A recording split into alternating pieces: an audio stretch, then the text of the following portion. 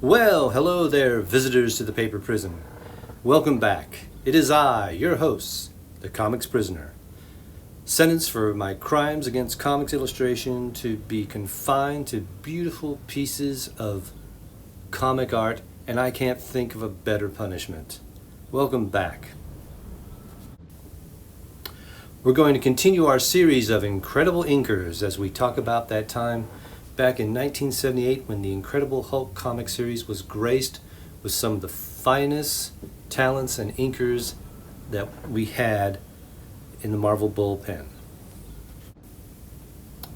And today's episode is definitely no exception, as issue 227 is graced by artist Klaus Janson.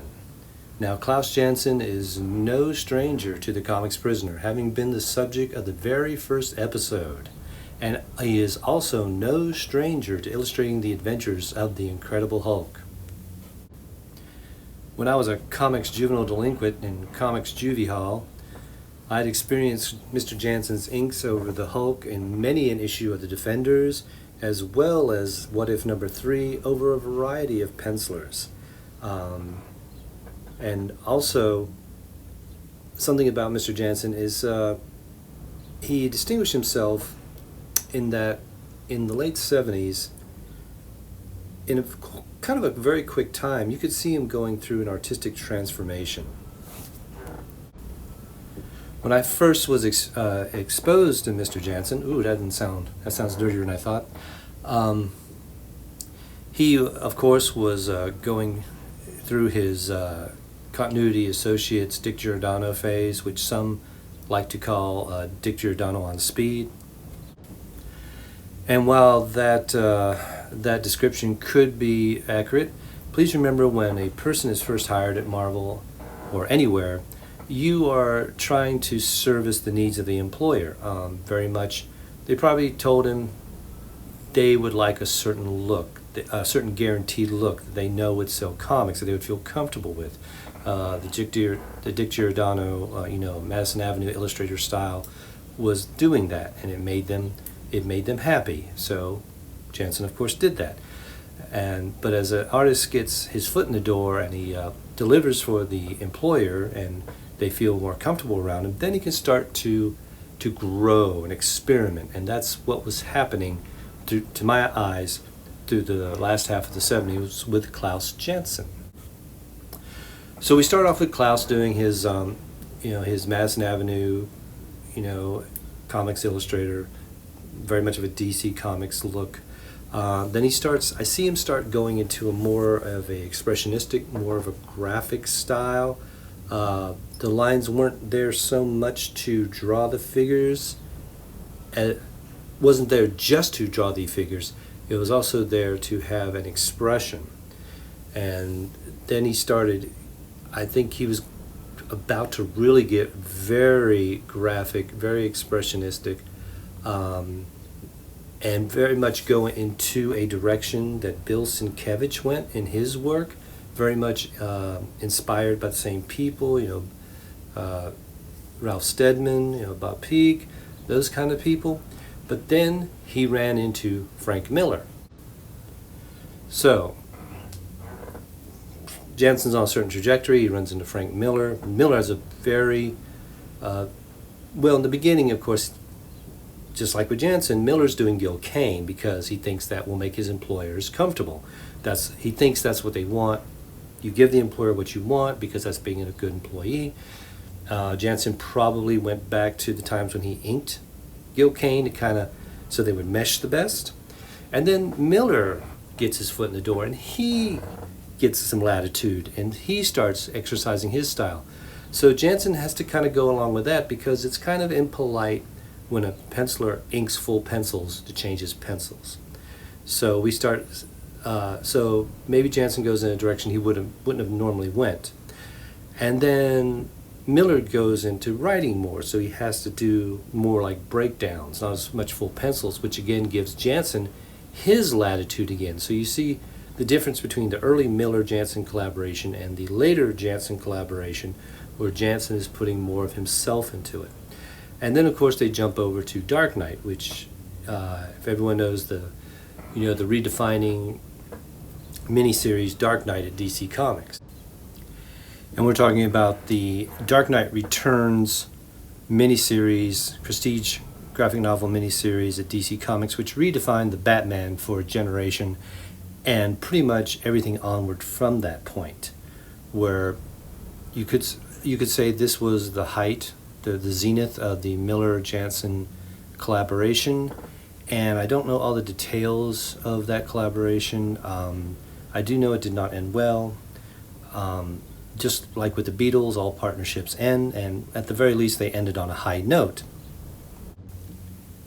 But we're getting past the point of today's show into the 80s, and we're talking about 1978, Incredible Hulk 227, and Klaus Janson's work on that. Now, if you're going to have a murderer's row of inkers to make the Hulk look in its best light, you have to have Klaus Janson in that listing. But let's look at this in context. Janson had inked the Hulk, I would say hundreds of pages over different artists. It's not quite a case of been there, done that, but here he is returning back to inking the Hulk over Sal Buscema, and I'm assuming he's looking at it and going, what can I do that I haven't done here? I mean, I've very much enjoyed working on Sal. It's always good to do the Hulk, but what can I do that I haven't done before? I will also say he's right in the middle of going from his Madison Avenue Comics Illustrator phase to his graphic expressionistic phase. It's a total blending, it's total fusion, although a little bit more toward his graphic expressive phase. So I think that's what he's brought to it. But specifically the second panel in this page, I'm just looking at those lines, and they're not just there to draw figures. They're also these expressive marks. There's these statements that are being made that are visceral and on a gut level. And that's the funny thing about comic book art, is that the viewer, no matter how technically accurate the art is, the viewer can often tell how hard an artist has worked on the page or how much of himself he's put into it.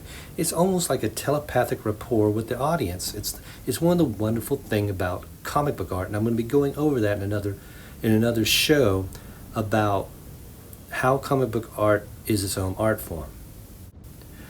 So let's look at the second panel on this page in the Hulk's figure, and every line there is there for a reason, and every line there is drawing, but there isn't one line there that doesn't need to be there. It is very economical. I can't believe how so much is there and not too much is there.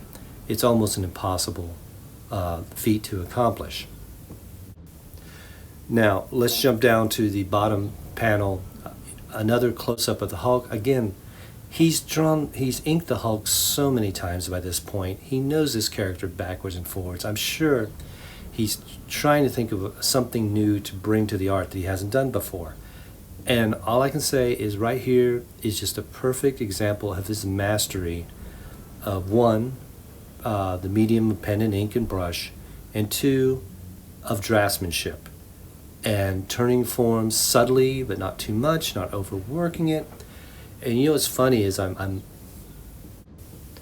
looking at this from the point of an adult artist now versus the 15-year-old kid looking at it.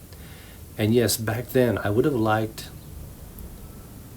him to have gone back to his Giordano roots, so he would mesh up with Rubenstein more.